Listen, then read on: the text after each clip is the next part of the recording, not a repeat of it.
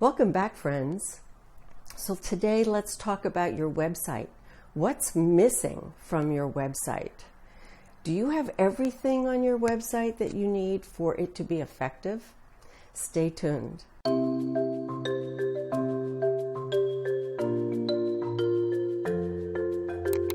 So are you one of those artists that has this stark website where you just have art and you have very little copy?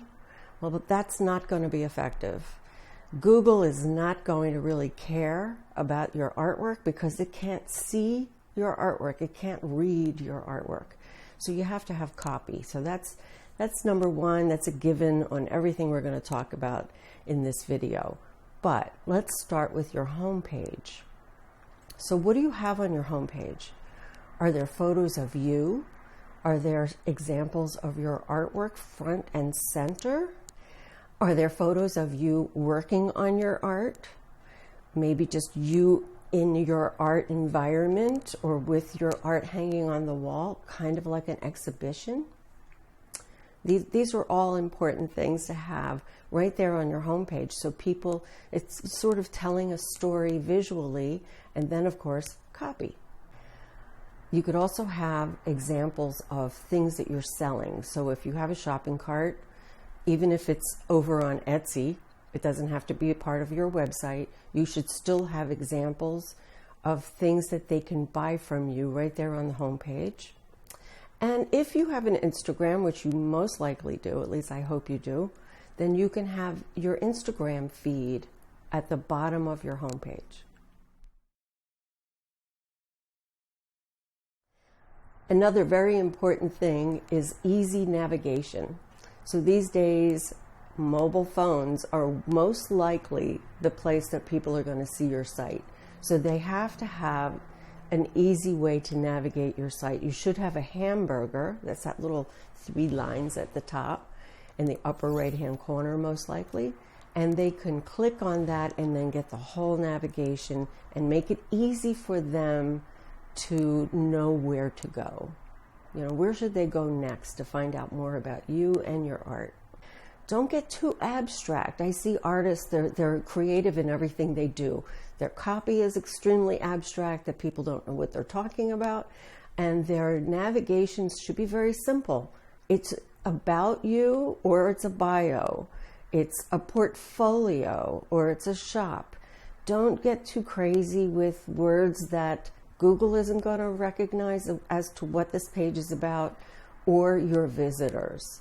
They're not going to judge you for how, you're naming your navigation. Make it easy for them to understand. There's something called a mega menu, at least on a desktop computer, where it really, if you have a lot of pages, like I have a shop, and it has a lot of different categories. So I'm using the mega menu as a way, when they click on shop, this mega menu opens up and they can actually see all of the different categories right there. It could also just be a simple drop down. It does not have to be a mega menu, but these are the options that you have to get creative and still have your navigation be easy to follow. Now, in that case, if you have something like a mega menu, you might want to have a different menu for your mobile. That's what I did. I have a simpler menu on mobile, and then on the desktop, I have this like very splashy mega menu only for my shop. So keep that in mind. Keep it simple on mobile. On your website, do you have a way for people to sign up to a mailing list? If you don't, you're really missing out. If you're a self-represented artist, or even if you're in a gallery, you want to know who those people are that are interested in your work, and you want to keep them informed on a regular basis as to what's new in your studio, what's going on with your new artwork that you're creating, or a new exhibition that's coming up, or whatever it is that's going on. Maybe you got a grant, or maybe you're an artist in residence somewhere, or maybe you're going to be doing something special for the summer. Whatever it is, this is a way for you to communicate with your potential collectors, your collectors, the people who actually buy from you. They want to hear from you. So definitely have a way on your website for them to sign up to learn more about you.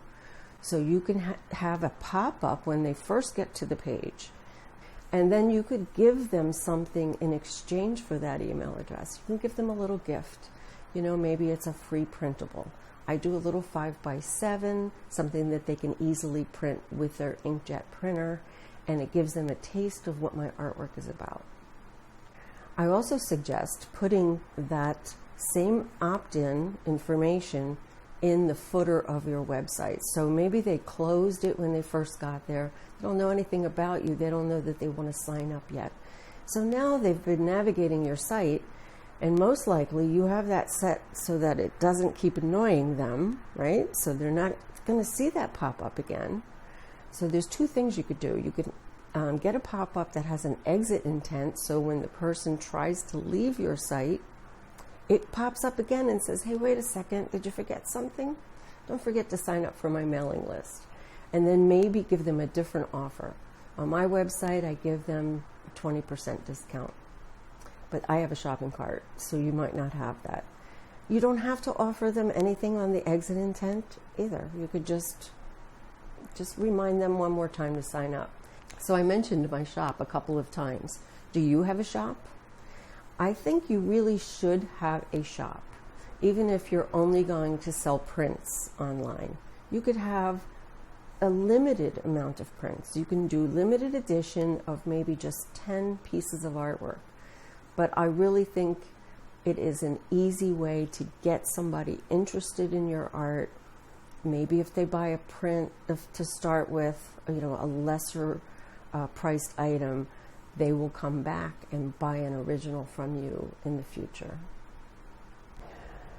So I think it's important today to have a shop. Now that shop doesn't have to be part of your website. You don't have to go hire some, you know, web designer to build you this, you know, big shopping cart. You could do an Etsy shop, and then you could link that to your website. So your website can have a shop button, and it can take them to Etsy.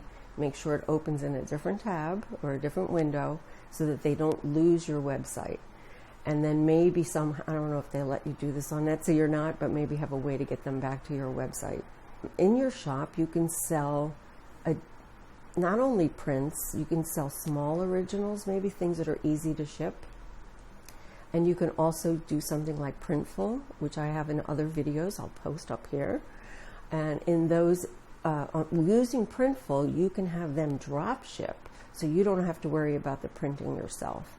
It makes it really easy to generate some revenue to help you create art.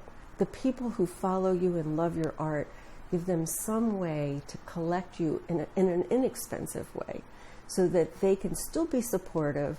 They could still help you in your goals as an artist. We struggle sometimes because art supplies are not cheap. And maybe your studio, you know, studio rent, all of that. We have to have other jobs sometimes just to support, you know, the cost of creating artwork. So definitely reflect that in your copy on your website. Let people know that they're really supporting a living, breathing, productive artist. So thank you for visiting with me today. I hope you found this video helpful. I really do appreciate your time, and I love your comments. So please leave me a comment on this video. Give me a thumbs up if you liked it, and I'll see you next time. Bye-bye.